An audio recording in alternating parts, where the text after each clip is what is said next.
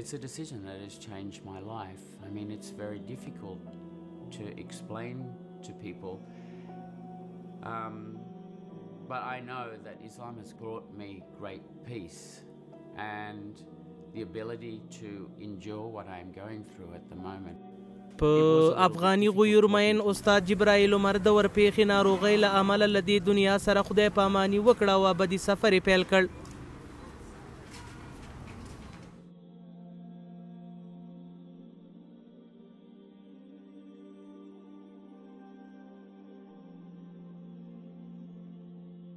د پخواني ټیموتي ویکس او اوسني جبرائیل عمر د جنازې لمونځ د کابل په عیدګاه جومات کې د کورنیو چارو وزارت مرستیال مولوي محمد نبی عمري په امامت ادا شو.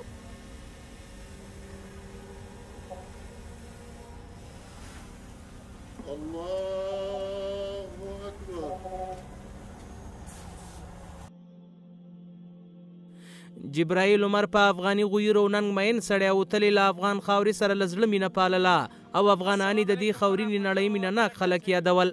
Very soon, in 2 days, we will celebrate 3 years of the Islamic Emirate of Afghanistan.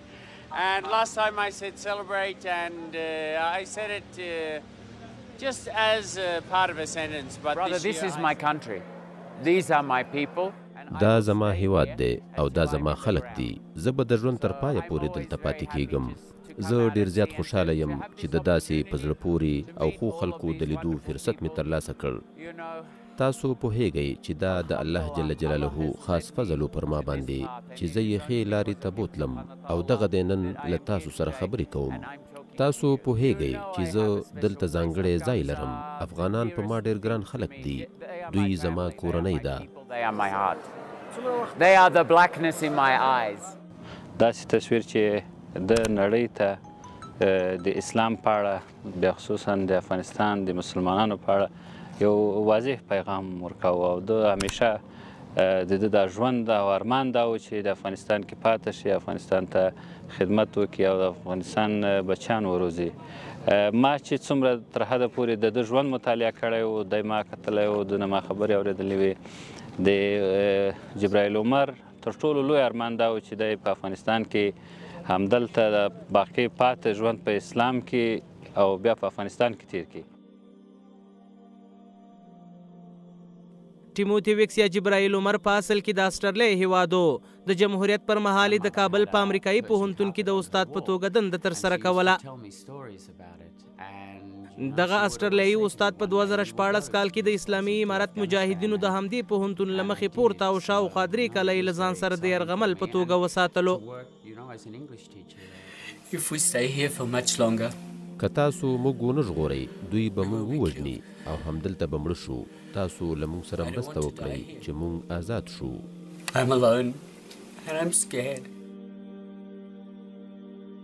جبرائیل عمر په 2019 کال کې د امریکایانو او اسلامي امارت ترمنځ د بندیانو په تبادله کې راخوشي او خپل پلرني هیواد اسټرلیا ته ستون شو.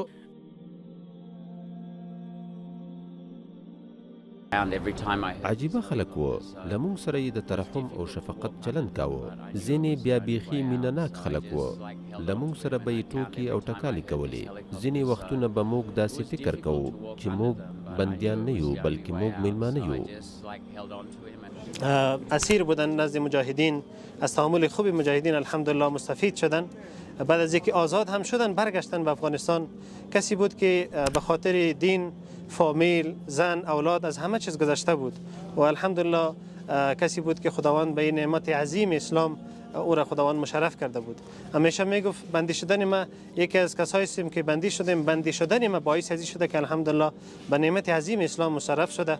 الحمدلله امارت اسلامی افغانستان قبلا هم حسن تعامل با اونا داشته و امروز هم که اینجا زندگی میکردن در کابل در تحت لوای بیرق سفید محمدی و شریعت غرای نبی کریم صلی الله علیه و سلم خوشحال بود که در افغانستان زندگی کنه.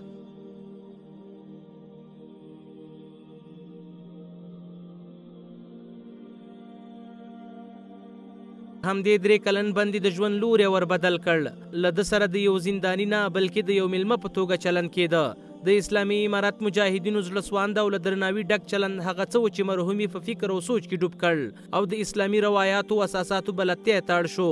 کله چې اسټرالیا ته ستون شو له خپل دین څخه یې پرده پورته کړه او په غلني ډول د اسلام مبارکه کلمه وویله او په جبرائیل عمر ونومول شو.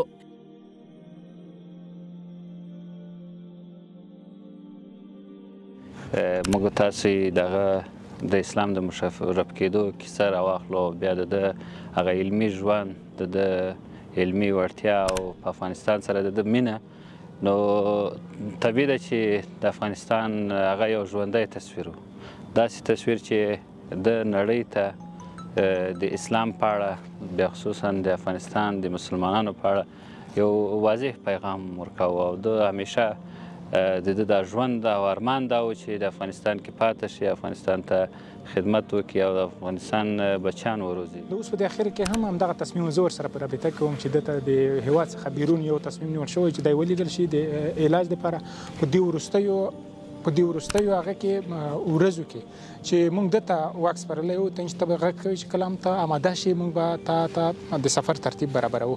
په همدې وروستیو ورځو کې ده ویلي چې زه د 2-3 ورځې کې غږ در باندې کوم انشاءالله ځو به، خو متاسفانه پرون د شپې خپل روح حق ته وسپارم. د 2022 کال د اګست په 28مه د یوې رسنۍ سره دا مرکه کوي، هغه ته وایي چې زه د 5مې درجې سرطان لرم. صحیح، یعنی هغه وخت کې وایي. نو د سرطانونه خو داسې نه دي چې سمدستي سړی غورځوي یا ناڅاپي وي. نو زمونږ ارمان دا چې کاش کې یو څه وخت ژوندی وای، خو بیا هم دې ته خوشحاله یو چې دا په اسلام کې هغه اسلام دین باندې مشرف شو او کوم ارمان یې چې هغه پوره شو. اسلامي امارت د جبرائیل عمر په مړینه ژوره خواشیني وښوده.